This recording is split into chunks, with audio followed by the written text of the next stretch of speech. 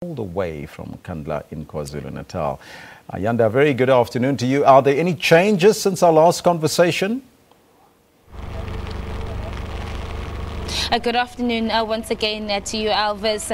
Yes, earlier on we did speak that at some point the media was going to be allowed to enter, not the president's residence, but they were going to be allowed to go to the complex, the SANDF and SAPS complex, which has about 21 houses on that lot. And that is about, we understood yesterday from the briefing, it's about a kilometer just outside of the president's house.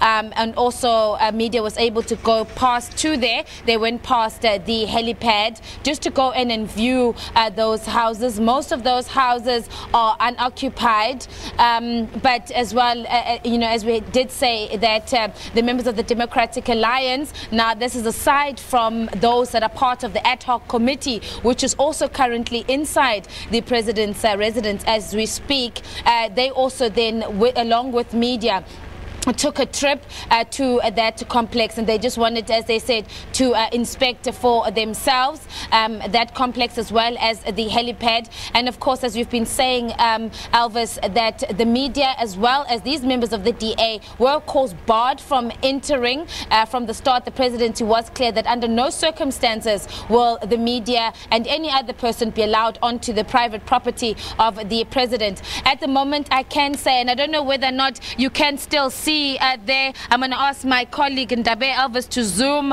into the president's. I can see a group of people walking across inside the president's property there with umbrellas. We understand that is the committee, that is the members of the ad hoc committee on Nkandla, and they are here, of course, as we've been saying, to inspect those security upgrades, and they are going to then go to the visitor center. This is what we got from the ad hoc committees, that they were going to go in and see the visitor center. They will also go then going to go and see the swimming pool or fire pool, and also go down to the kraal as well as the chicken run. So I suppose, as you can see, they are making their way to those different facilities inside the president's residence at the moment. And of course, they have told us and assured us that once they conclude their visit or their inspection, they will then come out and speak to the media. We do not know, Alvis, how long they intend to be inside, or how long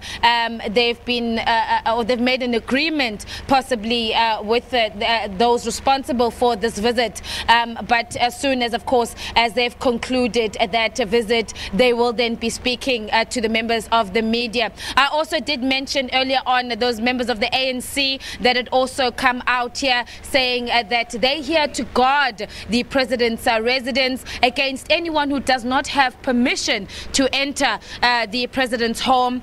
They are still gathered outside the marquee, and I said the rain is still coming down hard on us all here outside the president's home, but they are still here. They've been singing and dancing. There have been no confrontation. As I said, the members of the DA that came in two vans, they went in. There was no confrontation. I did also mention earlier that there is a heavy police presence that is here, just to ensure that there's no altercation and no clashes that take place outside the president's residence. But as Alvis, that is all at the moment. We are continuing, of course, to monitor this story and the developments here at the president's residence very closely, and we will then indicate as soon as we have spoken to members of the ad hoc committee on their observations and their findings following their inspection here at the president's residence. Ayanda, just briefly, the weather, I see the rain is pouring down there. Is it perhaps hindering the process of the ad hoc committee to inspect the premises of the president's homestead? Well, the rain, absolutely, it is pouring down. It is very cold, Elvis, but I doubt, because as I said, that they have been able, in fact, we were quite nervous this morning because of the heavy rains when we were making our way here, whether or not the committee would in fact make their way here. But they are here, and as you see, we tried to show you that shot in the distance of them moving around. So they are here in KZN for a week, and one supposes that rain rain or not, they then had to go in and continue with the work that they had intended to do. Their work, Elvis, does not end here.